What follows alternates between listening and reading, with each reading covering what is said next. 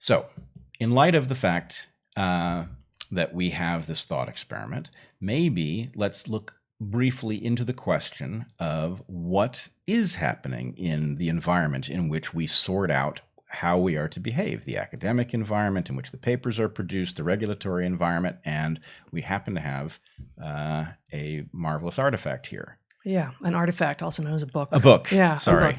A book. Bad Pharma: How Drug Companies Mislead Doctors and Harm Patients, by Ben Goldacre, who's a medical doctor. And I should say some of you will be familiar with Ben Goldacre from a TED Talk that he gave called, I think it is called, What Doctors Don't Know About the Drugs They Prescribe. Anyway, it's a very good TED Talk. Recommend it. So this is an extraordinary book. It's a terrifying book, and it's from 2013. And I'm just going to read a paragraph from the introduction. So to be clear, this whole book is about meticulously defending every assertion in the paragraph that follows. Drugs are tested by the people who manufacture them, in poorly designed trials on hopelessly small numbers of weird, unrepresentative patients, and analyzed using techniques which are flawed by design, in such a way that they exaggerate the benefits of treatments. Unsurprisingly, these trials tend to produce results that favor the manufacturer. When trials throw up results that companies don't like, they are perfectly entitled to hide them from doctors and patients, so we only ever see a distorted picture of any drug's true effects. Regulators see most of the trial data, but only from early on in a drug's life, and even then they don't give this data to doctors or patients, or even to other parts of government.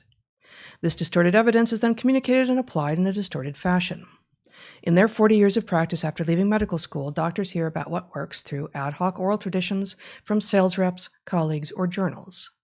But those colleagues can be in the pay of drug companies, often undisclosed, and the journals are too. And so are the patient groups. And finally, academic papers, which everyone thinks of as objective, are often covertly planned and written by people who work directly for the companies, without disclosure. Sometimes whole academic journals are even owned outright by one drug company. Aside from all this, for several of the most important and enduring problems in medicine, we have no idea what the best treatment is, because it is not in anyone's financial interest to conduct any trials at all.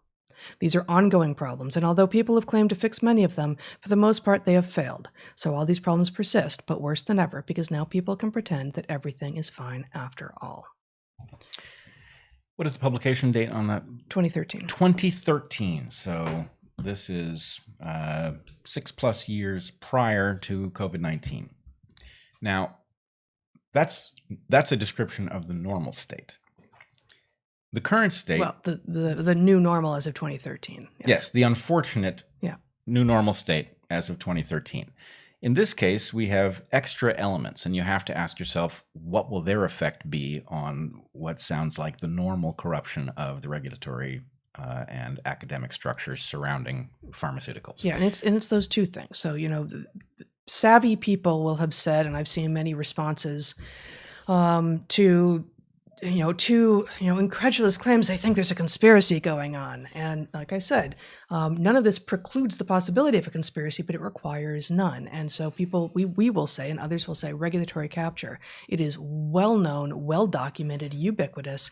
But what people talk about less is the academic capture, which is part of the regulatory capture and is very well documented there. We've been talking about since we began these live streams, and it's part of why we are critical of things like the peer review process, even though the process itself is in place precisely to allow only the best research to get through. But of course, it doesn't always work like that. It often doesn't. Yes, it doesn't. And, let's put it this way. You could arrange a peer review that would work, but a blind peer review like this is destined to fail. It is destined to be abused.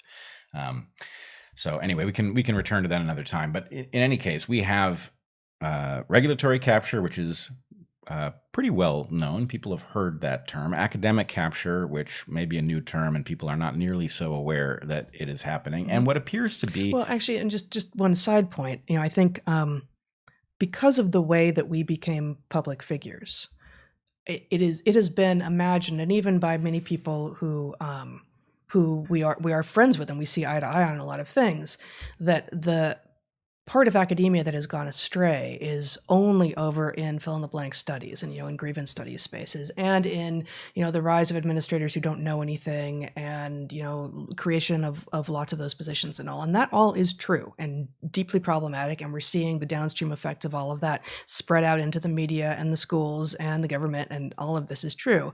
But we have been talking about for much longer, in fact, than we were focused on the problem with effectively the downstream effects of postmodernism in academia, the problem of the money in big science, which is something that we talked about a few live stream episodes ago, and that academic capture, effectively, in which you have these unholy alliances between either the government granting agencies or the corporate granting agencies, such that you have alliances that create perverse incentives to only produce some results, is skewing not just what we think to be true, but how well people can actually think. And that combination means that the vast majority of people out there are not given data with which to assess things, and weren't given educations with which they could then use to assess what they don't know. Yes, and crucially here, so we've seen capture go from the narrow regulatory to increased academic, basically a steering of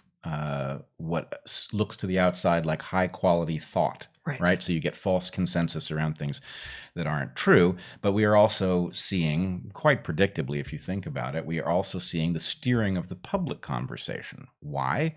Because the public conversation threatens to reveal the problem. If the academic conversation can't, then the public conversation can reveal the corruption of the academic conversation, etc. And that's a serious problem. So what we are seeing are organized campaigns to intervene in public discussions. And even more disturbingly, we are seeing the platforms participate in this by hard coding into their community guidelines, for example, what evidence you can report on, right? If the evidence says X and you have to report on the faulty conclusion Y more positively in order to even mention that X has been demonstrated, that's obvious. That's like the social media platforms intervening in sense making itself. So that's certainly true. But I think the point that I was trying to make, which ties it back to this Dagan and Berlinski and Dagan piece in Quillette this last week,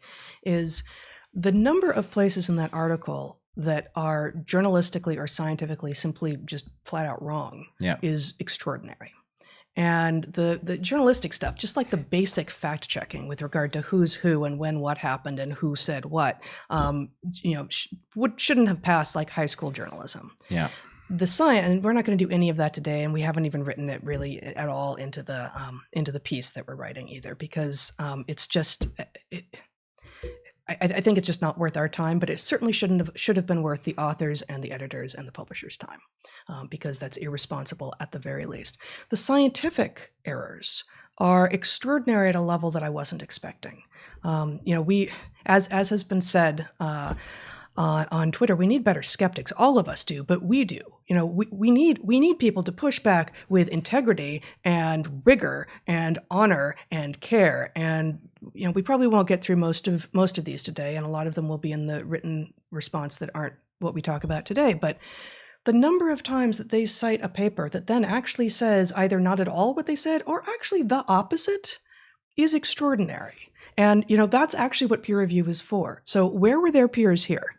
So we are acting like their peers by giving them the pushback that they that apparently no one on Team Vaccinate Everyone is giving them. Why not? Why are none of those people's peers capable? I doubt it.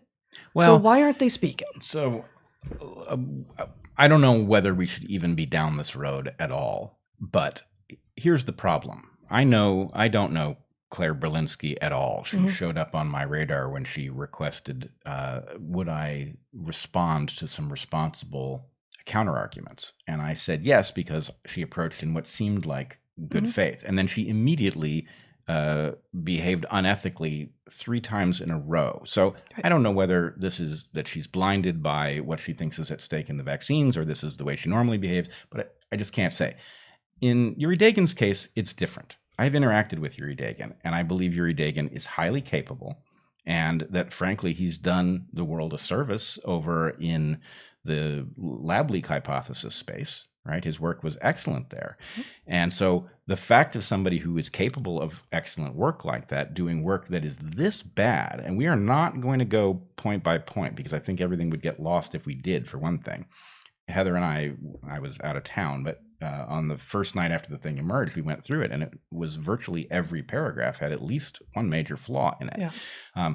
But nonetheless, we don't need to do that in order for you to see how bad the quality of arguments are. And if you were to go through just even the factual claims of who said what and where it was said, the number of errors is staggering given the amount of text.